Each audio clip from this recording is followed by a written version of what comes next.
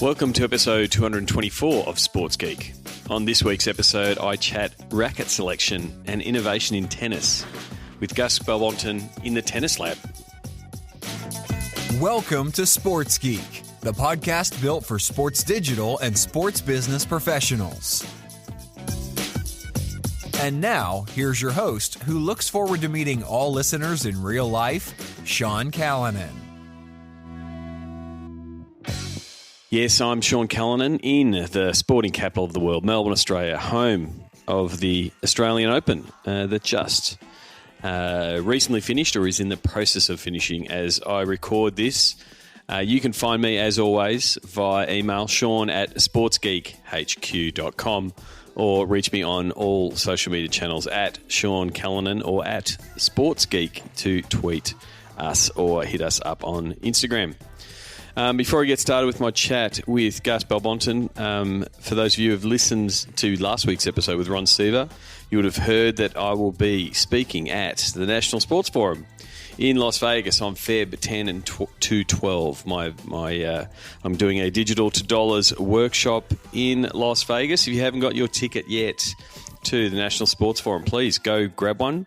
If you use the code SportsGeek100, you get $100 off your ticket. Go to sportsgeekhq.com/NSF to sign up. If you have any troubles, please reach out. Let me know. I will make sure you get sorted. This week's episode, I caught up with Gus Balbontin. Gus works as part of Victoria University here in Melbourne in the VU Innovations team. Innovationsvu.com if you want to check out some of the things that they're doing, or vuhanger.com. They've got a great little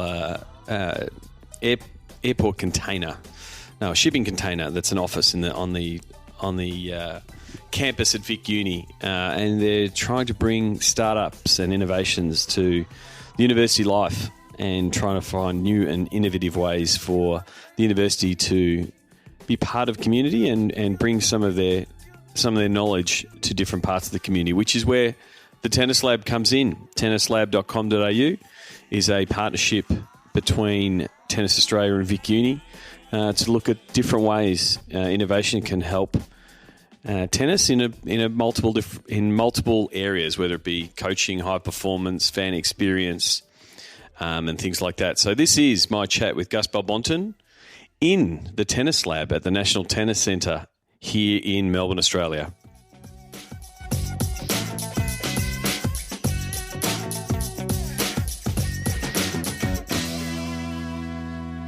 Here I am in the middle of the National Tennis Centre, in the middle of the Australian Open, in the Tennis Lab. And I'm joined by Gus Balbontin from Vic Uni and in the Tennis Lab. Welcome to the podcast. Thank you, Sean. Tell us, where are we? Tell us about the Tennis Lab. So the Tennis Lab has been an initiative that Vic Uni and Tennis Australia have been developing over the last, 2 Australian Opens, if you will. This is the second one, so it hasn't started that long ago. Originally, it was called actually the Racket Room. It was very much focused originally on rackets and racket recommendation and picking rackets. I guess there was little science around how do you pick a racket. The typical thing is you go and clap the strings of the racket, and based on maybe some magical feeling in your arm, you go, gee, this looks good, and I'll take this one. Yeah, well, we are in the Racket Room here. We're a couple of stringing machines here and a bunch of different rackets and measuring devices and a couple of the absolute legends of the game. I can see Rafa's, Novak, Serena's, Rogers' racket over there. Take us through, I guess, the initial go of what the Tennis Lab is around the racket recommendation. So we started with that, with figuring out how to recommend rackets. Initially, at the very early stages, we've had Andy Murray and Samantha Stosur come through. I believe Samantha spent a fair bit of time, and she actually did change the racket based on the recommendations that came out of here, which was quite incredible, quite a big boost for the team here, I guess, doing that. But in this AO, we've changed from just Racket Room to Tennis Lab. And the reason why that is because the truth is that the sophistication, the technology, the know-how, this is packed of PhDs and doctors, and the kind of level of knowledge around the sport that is rarely seen, right? So we wanted to take it a bit further than just rackets, and we wanted to go beyond, the selection of rackets into shot selection, into coaching, into, everything else. So, in fact, if you think of the tennis lab, next to the tennis lab is something called GIG, which is obviously, if you go on Twitter, you'll find it. GIG is sitting behind a lot of the data that is coming through right now. So that's the Game Insights group? Games Insight Group. And Games Insight Group is actually, so if you will, Tennis Lab fits within the Games Insight Group. And this is one of the ways to get insights into the game. Right? And so, as you mentioned at the start, this is a partnership between Tennis Australia and Victoria University, Correct. which is what you're part of. Correct. Do you want to tell us a little bit about the Victoria University and where you fit into that, into Vic Uni? Vic Uni has a department, I guess, or a section of the university that we call VU Innovations. VU Innovations focuses on deploying entrepreneurship across the ecosystem of the uni. In its broadest sense, entrepreneurship meaning investments, meaning support, meaning events, meaning teaching, meaning absolutely everything. One of the arms of VU Innovations is a fund, an actual innovation fund that we deploy every year and we invest across the sector. One of the biggest investments of that fund of VU Innovations is in this partnership and in the technology that we're developing here. And hence the reason why I spend a fair bit of time together with the team, helping out, set up and commercialize and productize, and we don't do much on the analysis and the bit. I think there's enough doctors to do that, but we help out on branding and product and commercialization. And there's a long history for those who are listening, overseas at Vic Uni around the sports science and the sports science labs. So that's sort of an extension, and this partnership is an extension of what you're doing at that part of the uni. Yeah, I mean, to be honest with you, it's hard to find bragging that the uni does around its sports capabilities. It's actually, it's one of those universities that you, at least for me in particular, when I discovered 4 or 5 years ago, when I for the first time walked into the $70, $80 million facility they have in sport in Footscray in Melbourne, which is in the west of Melbourne, I was blown away. I'm going, how long has this been here for? And who do you work with? And he was like, who do we work with? Well, Real Madrid, Barcelona, FIFA, the Western Bulldogs, the AFL, these. And it's like, oh my God, you work with everyone. It's like, yeah, we're behind all those things. And I find it fascinating because you're not going to find much bragging around it. But yes, it is their level and the capability and how they push the edges around, technology and sport and so on. It's second to none, I think. In Australia, definitely second to none. Yeah, so taking that sports science background and your background in innovation and looking to disrupt different parts, like you took me through the racket room process to begin with and sort of tried to, I guess, reprogram a player because they go, oh, this is my racket. My racket's better than anyone else. I do well with this racket. I've won a Grand Slam with this racket. How do you, how does the process work? So you've got these blackened rackets that don't have any branding and those kind of things. So what is the process when a player comes in and is open-minded, like you said, to Samantha Sosa, that says, I want to know what's the best racket for me? So look, to be honest, it's actually quite difficult, to break the mindset of, especially for a tennis player at the pro level, because once they fall in love with the racket and exactly the racket that they've won a Grand Slam with, they even have issues with changing the color of it, because I think that the color might make a difference, right? Because the paint the might be superstition, the mindset, that right, triggers the memory, those kind of things. So of course, the reason why this was born and what this team is trying to do is with real evidence, with science, more than with just clapping a racket. We're trying to show them that, when they hit the ball with this racket on the backhand, on the forehand, on the serve and on the volley, and in these different ways, then we're given these other rackets that are all blackened, like you just said before, so they can't tell which one is which. All of a sudden, we show them you get another, this much spin, this much more power, etc. So there's cameras. So the court that's just nearby, and who's having a hit at the minute? So Victoria Azarenka is having a hit at the moment. So at the moment there's cameras recording what's happening out there, and then you're taking that data. Explain us a little bit about that process. Well, there's 2 bits that we can do with that data. So there's one piece which is around placement, positioning, and we can help coaching to do with actually what they're trying to achieve in a match, potentially. So, for example, Rafa, most of these last 2 weeks actually has come and played here. Yep. And we've managed to provide some data to Carlos and to the team, Carlos Moya, his team, and so on, to do with very specific things that they're looking for, right? Yep. So that's to do with actually placement, spin, etc., etc. So it's a high-performance coaching correct. play. We're not helping Rafa change rackets or anything like that. We're just basically saying, how can we help you? We've got the technology here.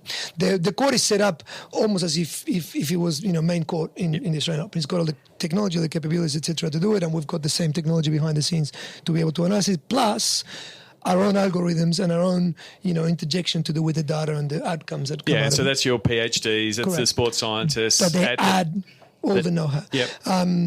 But, if it was actually a process of a racket selection in particular, they'll come in, they'll sit down, we'll pick a bunch of different rackets, they'll bring their own racket, we'll get them to play with that one, we set the benchmark, and then they start playing with other rackets, and we'll give them the difference in between, your current racket and everything else. And so things like power or spin or control, speed, and it'll control. say racket A, racket B, and again, they're doing this sort of blind testing of not knowing what it is, and then the report will come out and say, well, this racket, and again, information is power. They can decide whether they're going to change or those kind of things. Or how, or whatever. But we had, I wouldn't name the brand, but we had someone from one of the big racket brands come in to hit the other day, and we asked him what racket he played with. Yep. And he obviously picked up that racket and played with that.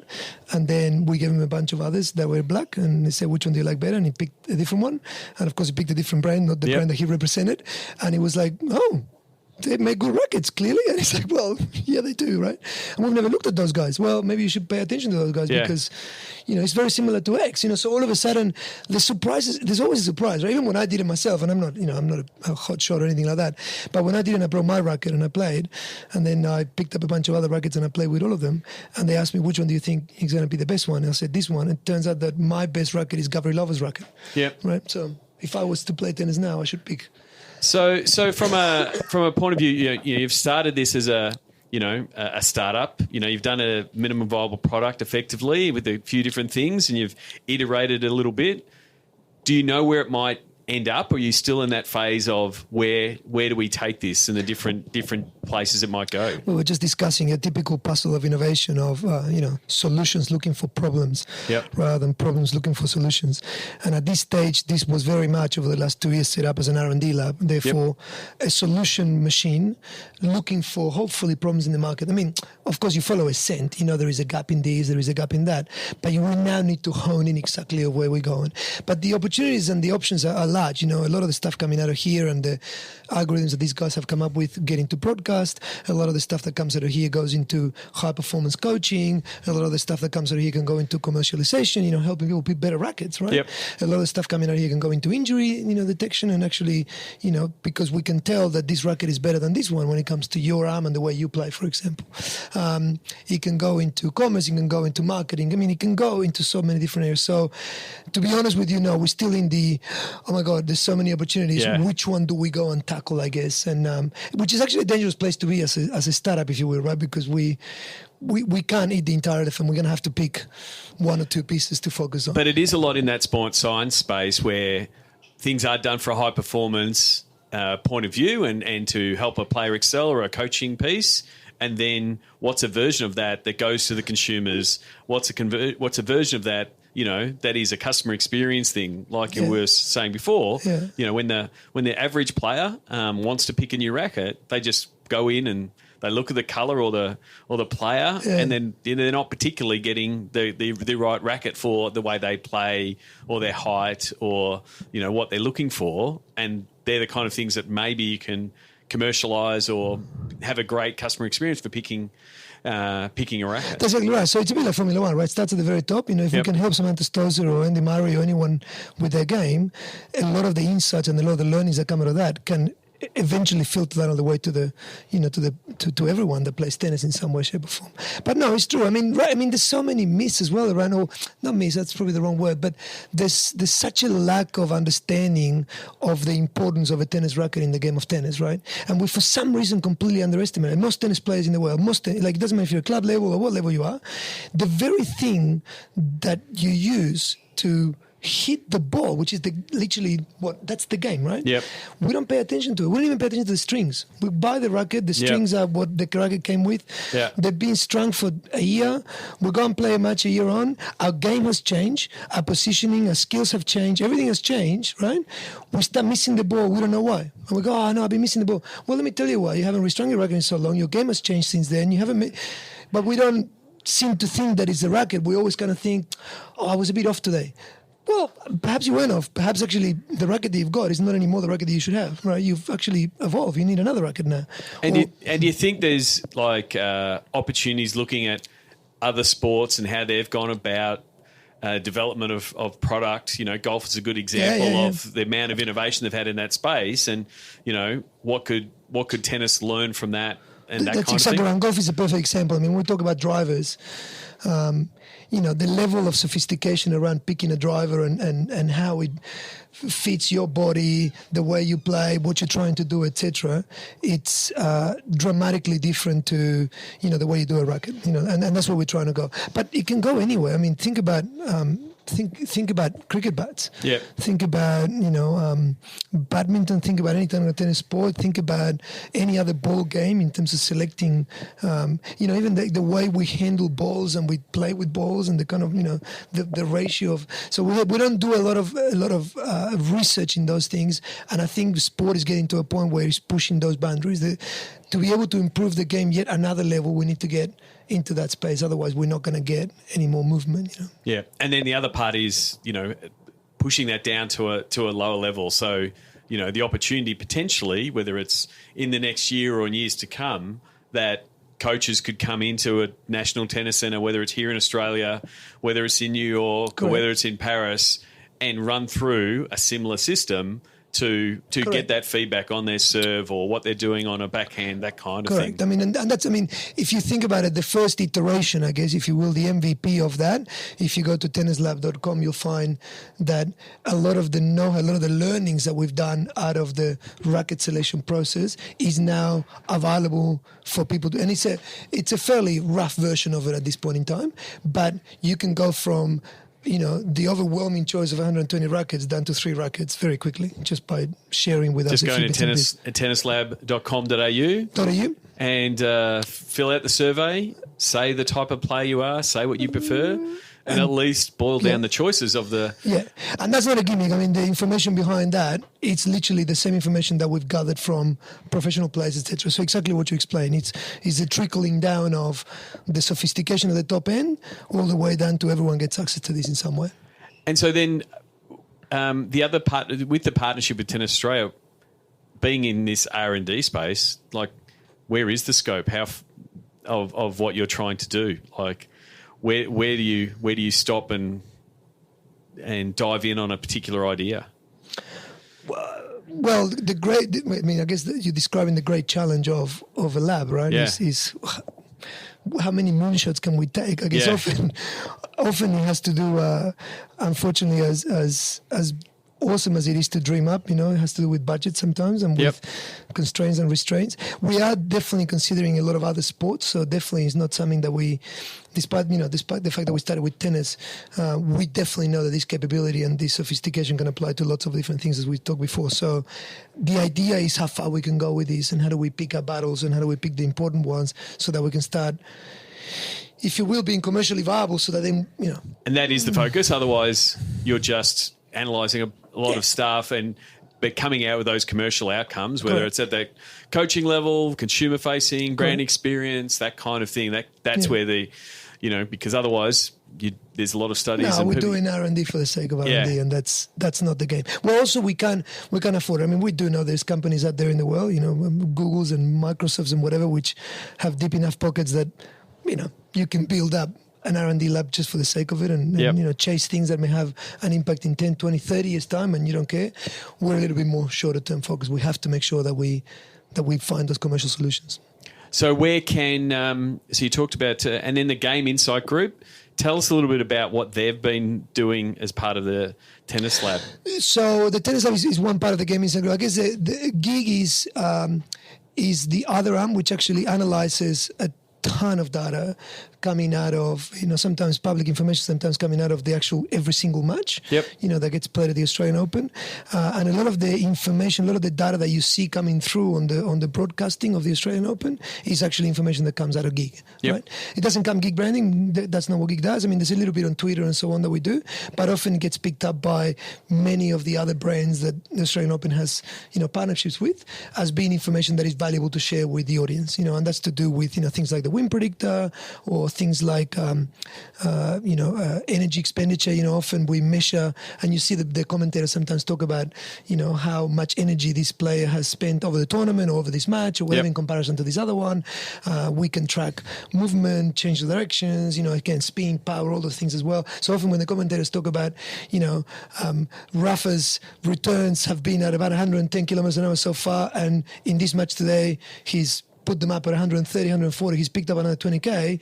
It's information that we've been collecting and discovering. And is it very much of, looking at here's how stats have been done, here's how this, the game has been reported on, and looking at it from different angles, looking at the big data from a point of view, and what else is there to be told? How else can these stories be told? Correct. And I think there is for many years it's been fairly static. It's like how many serves, how many double faults. Yeah. The typical thing. How old are you, how many double faults, how much money you made, whatever, the basic stats. And we're looking for the goal. We're looking for the other bits and pieces that allows you to see, if a player it's on form or not, or what's happening with their shots, or how often are they choosing a particular side of the court to play, or, and they're actually information that, and in fact, I must admit, one of the challenges that we have is that we almost need to retrain commentators, retrain the audience to actually observe things in the sport that they've never observed before. Things like? Even things like, how many, what do we call them? How many ticks or how many? The OCR. I mean, I was at the game on Tuesday with Rafa, and I saw the tweet earlier from the Gig tennis Gig Twitter account about how many different ticks or OCD or actions that Rafa has to do before every serve, and ball, and I think it's 11 in total. Form was with me at the game, and she took the photo for Instagram, and she couldn't fit it into one Instagram, so it was like The Godfather. It was 3 parts to record all the different things. So it was a little bit of that. It's insights. It's insights that you don't necessarily expect. But, you think about it, 70% of the game of tennis is actually not played. Yep. You walk around, you pick a ball, you dry your face, you talk to, that's 70% of the game still. But we often don't look at that. We only look and assess and record data of the actual hitting of the ball, when in fact a lot of the game, as we know when you watch it live in particular, is actually happening in between them as they swap the routine sides, of going to the right, that ball. Do that they ball look kid. at each other? Yep. Nod. What was the energy level like? What did the crowd do at that point in time when that player walked in? And there's things that actually make a difference. Make a difference in the way a game gets played and it plays out at the end, right? And do you think that there's, as you get deeper into that data and analysing what's happening, you can sort of see that, people talk about the match momentum and those kind of things. If players are not doing those things and not following those things, or they're looking at the player more, or they're always going to the... Like that kind of started, it's almost like poker tells. Yeah. Well, sometimes I think about it, and we haven't done it, but I wish you could test, when they walk out on the court to do the coin toss, right? Yeah. I wish you could find out what was Rafa Nadal's heart rate at that point in time and his level of perspiration in comparison to the opposition. Because I can guarantee that Rafa's heart rate is a bit higher and his perspiration is higher. The guy goes in like ready to go, right? And the other guys often take 2 or 3 games to almost get themselves going.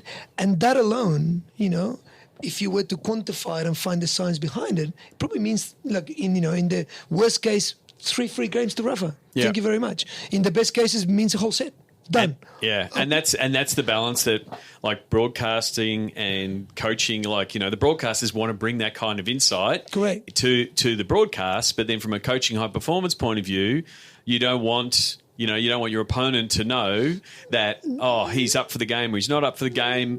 And then you've got the whole, player welfare, who owns their data, their fitness, like that. that's still in play, and that's in play with a lot of different sports. And you've got more broadcasters putting up their hand for wanting some of that data to, whether it's heart rate during a game and those kind of things, and figuring out how much of it is in the fan engagement bucket. Does how that's interesting to the fan, but then how much is it also potentially affecting the integrity of a game? Or privacy, to do, and also how much you want to put out there when it comes to issues of gambling or throwing matches and all that sort of stuff. So that actually is part of the equation that has to be considered as well. You can't ignore that bit too. So there's plenty of that. But I guess this is a wonderful challenge of it's such an unexplored area. I mean, you look at some other sports in some other countries, and there is a lot more information flowing, in the broadcasting that at the moment, in here we don't have. In fact, in some, back in the day we didn't listen to what the umpire said. Now we are listening. Back in the day we didn't have cameras on players. In some sports there's cameras on the actual player itself. You know what I mean? So all that stuff is starting to move, and I would, I don't know, do you imagine what would, sport look like in 20 years' time? Well, with all the advancements of virtual reality as well, at some point in time, you wouldn't just be watching the match. You might just be able to be the player for a second, you know what I mean, and observe and feel and, kind of replicate the same. I mean, what would it feel like to be in the shoes of, Tsitsipas as he walks out to play Rafa Nadal, and he gets wiped out in the first two sets and sits there and goes, what am I doing wrong? I mean, do I need to start again? Am I scared? I don't care about anything now? I'm just going to swing my racket and see what happens. And we're back. We were just interrupted by the National Tennis Centre court announcer, but we'll wrap this up. What's been your? You've been wandering around the Oz Open precinct. What's been your favourite moment wandering around? Well, I have to say, being a mad tennis player that I was when I was young, and growing up watching and emulating and trying to be like, from Andre Agassi to John McEnroe to you name it, I've literally managed to bump into every single one of those players in one way or another.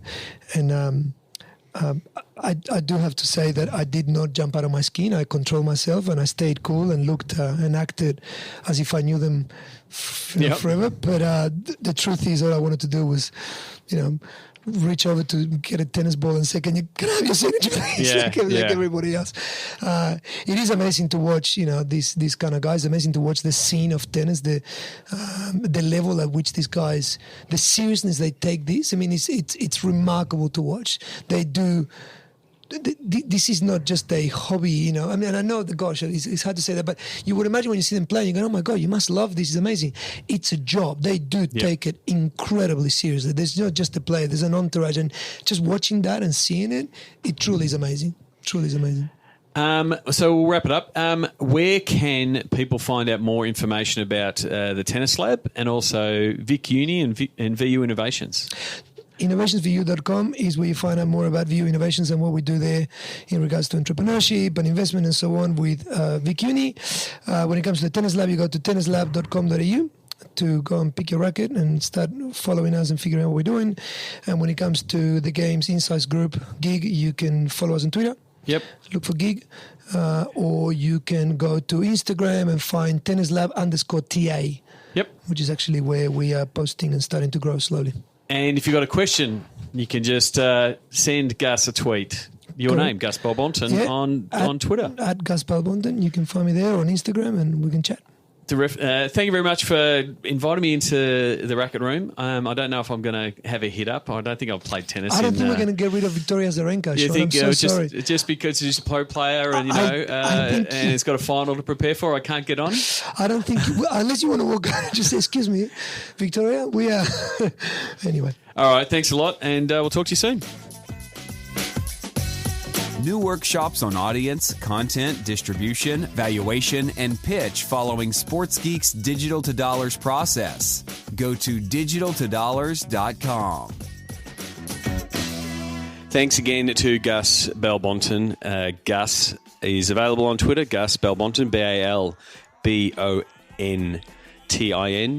Send him a tweet. He's a good mate of mine, doing some great things in the startup space with VU Innovations, but also really looking forward to working with the guys in the sports science side of Vicuni within the world of esports and the Gravitas team to see where high performance could go. But if you're looking for a new racket, go to tennislab.com.au, put in your preferences for how you play, and it will come back with a recommendation.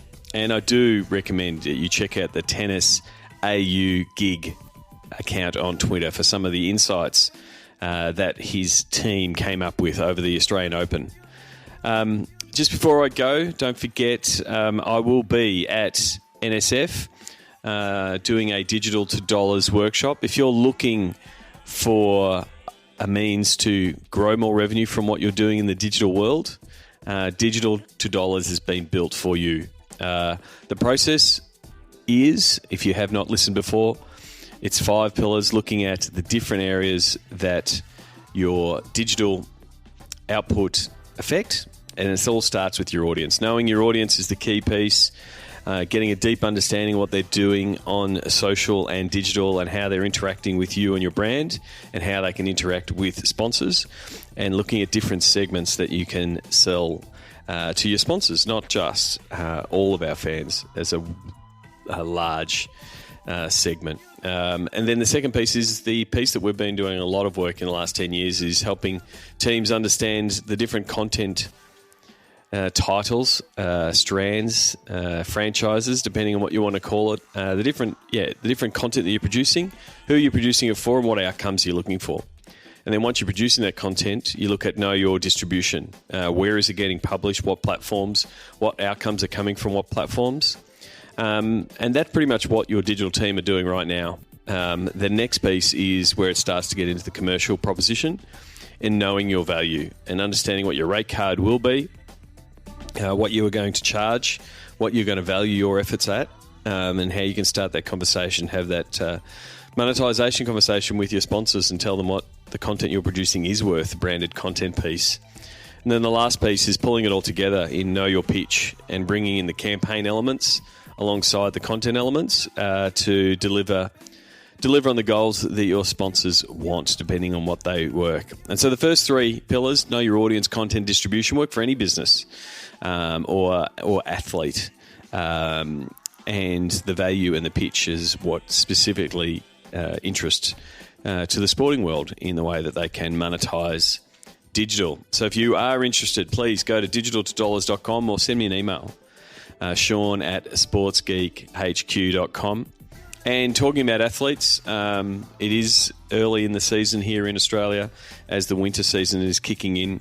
I'm starting to do more of the athlete training sessions, helping them understand what platforms work for them, helping them understand the differences between the platforms and also the issues around security and privacy, and also giving them some feedback on the good, bad and ugly on what they should be doing on social if they want to grow their brand and also be a good digital citizen. So if you're interested in that, if you need help with your athletes, if they need an outside voice and someone to help them understand the opportunities that are in front of them, but also some of the opportunities they may be costing themselves with some of their behaviour online, simply go to sportsgeekhq.com/social media athlete training and we will get you sorted.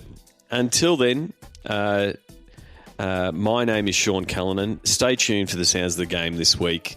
It's from the Gravitas game versus the Direwolves, a team fight. There'll be a clip in the show notes that links to the team fight late in the game. Raid did a terrific job turning the team fight around, and it was really pivotal in our win against the Direwolves. As always, you can follow Gravitas at GravitasGG or GravitasOCE on Twitter and Instagram. I'd love your feedback and support of my esports team in League of Legends in the OPL. We are 2 weeks in, 2-2, and looking to improve as the split progresses. And until next week, my name is Sean Callanan, and you've been listening to Sports Geek. Join Sports Geek Nation access to exclusive Slack and Facebook groups with regular Q&A sessions with Sean Callanan. Go to sportsgeeknation.com to join. Need help with your digital rate card? Not sure how to price your assets? Is there a disconnect between digital and commercial? That is where Sean works best, in digital divorce counselor mode. Book a time for a call with Sean to discuss the Sports Geek process. Go to sportsgeekhq.com/phone call. Go to sportsgeekhq.com for more sports digital marketing resources.